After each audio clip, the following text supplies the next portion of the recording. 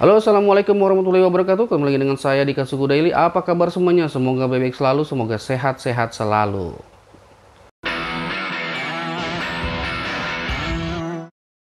Oke, untuk episode kali ini kita akan ngebahas satu serial Kamen Rider yang cukup terkenal di Indonesia, yaitu Kamen Rider Black. Dan nanti saya akan bandingkan dengan Kamen Rider Black Sun, yaitu sebuah reboot dari Kamen Rider Black yang baru rilis sekitar 3 minggu yang lalu ya, dan sekarang masih hype kayak gitu. Perbedaan ini saya mau lebih fokus ke satu karakter saja, yaitu si Kotaro Minaminya. Jadi nggak ke ceritanya dan atau karakter lainnya, biar lebih sempit aja kayak gitu. Oke, langsung saja. Ini adalah perbedaan antara Kotaro Minami dengan Kamen Rider Black dan Kamen Rider Black Sun. Perbedaan pertama adalah ketika Kotaro Minami di Kamen Rider Black yang lama, Kotaro Minami dan Nobuhiko dioperasi mau dijadiin King Century yang baru kayak gitu ya. Mereka dioperasi oleh Gurgom. Terus waktu dioperasi itu atau mau dimodifikasi badannya sudah udah remaja kayak gitu kan, udah umur 17 tahun atau 19 tahun ya, saya lupa. Kayaknya 17 tahun kayak gitu. Nah, kalau di Kamen Rider Black Sun yang memodifikasi badannya itu si Kotaro dan Nobuhiko bapak-bapaknya sendiri kayak gitu. Kemudian yang lebih ironisnya, ketika dimodifikasi badannya itu mereka masih anak-anak, masih ya SD lah, SD kelas 1, kelas 2 lah, jadi masih bocah-bocah kayak gitu ya. Ironis banget. Oke, perbedaan kedua,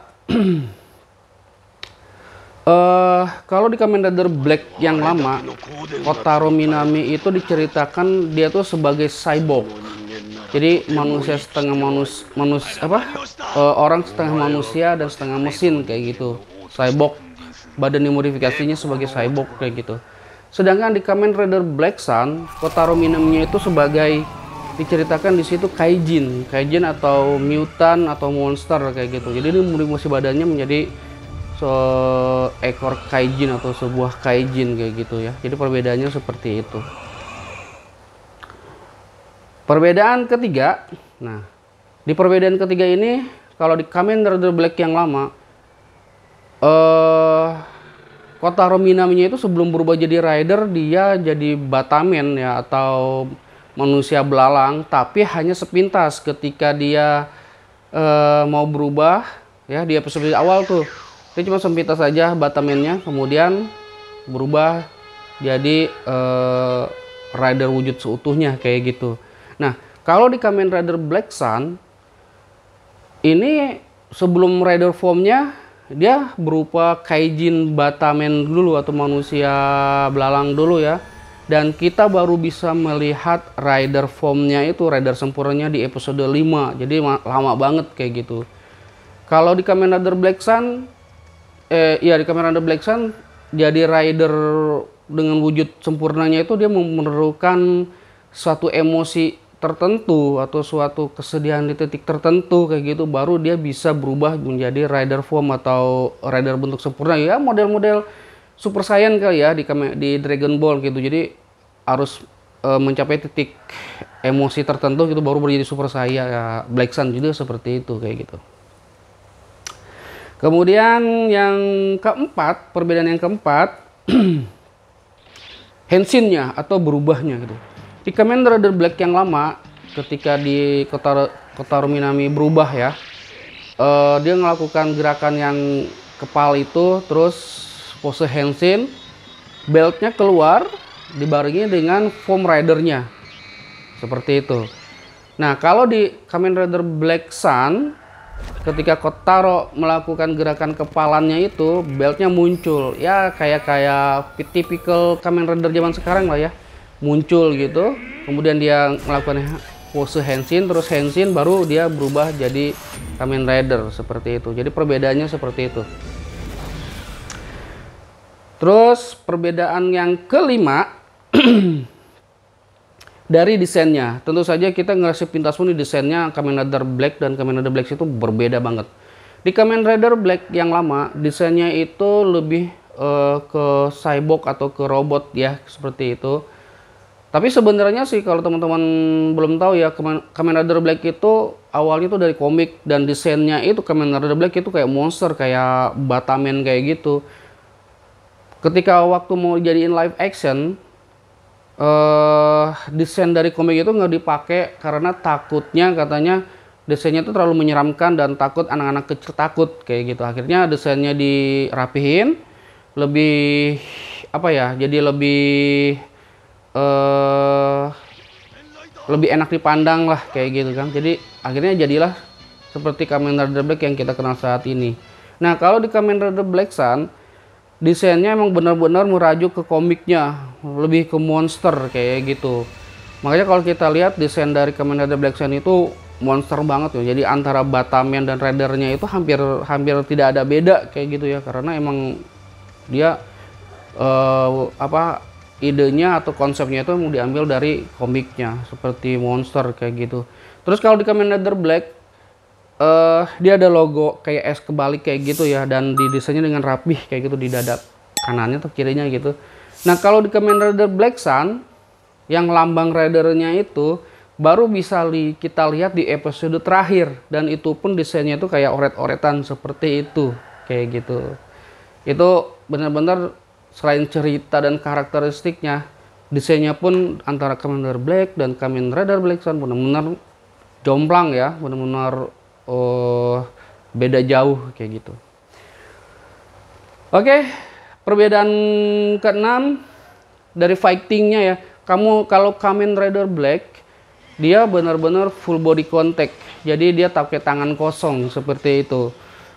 Mau Hisasu attack-nya pun pakai tangan kosong, Kamen Rider Black. Kalau Kamen Rider Black Sun, nah ini uniknya, Kamen Rider Black Sun itu selain full body contact atau tangan kosong, dia bisa pakai pedang dengan mengambil di motif kaki belalangnya kayak gitu, kemudian dicopot, terus jadi pedang seperti itu. Jadi bisa jadi pedang. Jadi kayak RX ya, kalau RX kan ada pedang Revolcan itu ya. Nah, si Black ini dia dicabut dari badannya, berubah jadi pedang seperti itu. Terus perbedaan ketujuh, nah alat yang dikendarai si Kamen Rider ini kalau Kamen Rider Black yang lama, dia punya motor yang namanya Battle Hopper. Nah, Battle Hopper ini kayak motor yang setengah makhluk hidup ya, jadi bisa dipanggil, dan ketika motor itu ada luka kayak gitu dia bisa menyembuhkan diri kayak gitu. Jadi kayak makhluk hidup yang bisa ditunggangi gitu kalau Battle Hopper. Nah, kalau di Kamen Rider Black Sun, Battle Hoppernya itu bener-bener tok motor. Jadi nggak bisa dipanggil, dia cuma dia dipakai buat kemana-mana aja, nggak bisa dipakai buat di Kamen Rider Black Sun pun. Kalau saya nggak salah ingat, nggak ada tuh adegan monsternya itu atau musuhnya tuh ditabrak oleh Black Sun kayak gitu. Beda dengan Battle Hopper yang di Kamen Rider Black yang lama seperti itu. Oke. Terus perbedaan yang terakhir 8 adalah karakteristik dari si Kotaro Minaminya. Nah, kalau di Kamen Rider Black yang lama, Kotaro Minami ditampilkan di sini itu kayak pemuda baik, ramah, ya, murah senyum, kadang-kadang ngelucu walaupun agak garing kayak gitu kan. Ya pokoknya pemuda yang ceria lah ya. Nah, kalau di Kamen Rider Black Sun, Kotaro Minaminya ini kalau saya lihat gitu ya, Kotaro Minaminya tuh sedikit pendiam gitu.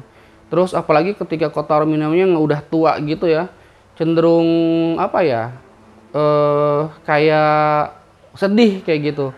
Jadi jarang senyum. Kotaro Minaminya tuh lebih apa ya, lebih dark, terus lebih dingin, lebih cool kayak gitu seperti itu. Itu perbedaannya sangat bertolak belakang kayak gitu. Oke, gitu aja perbedaannya. Nah, kenapa saya bikin video perbedaan ini? Mungkin teman-teman yang baru ngefans dari Kamen Rider Black atau baru ngefans dari Kamen Rider Black Sun kayak gitu, agak masih bingung emang Kamen Rider Black itu seperti apa, Kamen Rider Black Sun itu seperti apa kayak gitu. Mungkin bagi teman-teman yang kelahiran baru-baru ya, yang belum begitu mengenal Kamen Rider Black kayak gitu. Jadi itu perbedaannya. Ini buat knowledge fun aja seperti itu. Walaupun gak penting-penting banget ya, cuman ya buat ini aja bagi fans Kamen Rider Black dan Kamen Rider Black Sun, karena di luar sana juga banyak yang nanya ini bedanya apa sih kayak gitu. Dan mungkin bagi teman-teman pencinta Kamen Rider Black belum melihat Kamen Rider Black Sun-nya, bisa bahan informasi ya. Oh, itu perbedaannya si Kotaro Minami yang baru dengan Kotaro Minami yang lama itu kayak gimana. Oke, gitu aja video dari saya. Terima kasih yang sudah menonton video ini dari menit awal sampai menit akhir. Semoga terhibur. Sampai ketemu di video-video berikutnya. Salam damai salam damai dan salam hangat dari saya. Ciao, bye bye. Assalamualaikum warahmatullahi wabarakatuh.